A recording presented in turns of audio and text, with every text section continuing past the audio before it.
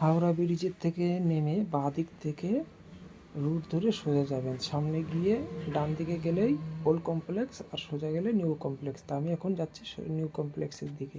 তার সামনে গিয়ে দেখবেন এখানে একটা সিগন্যাল পড়বে 8 নম্বর।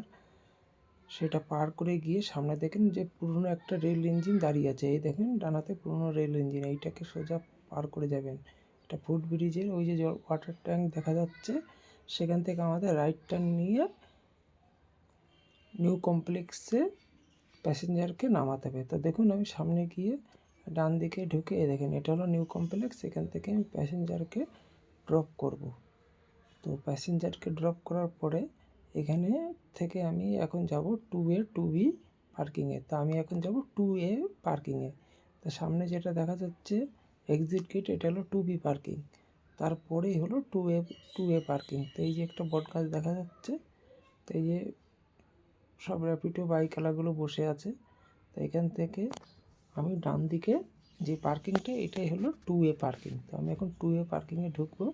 তো এই যে আমাকে পার্কিংয়ে ঢোকাচ্ছে।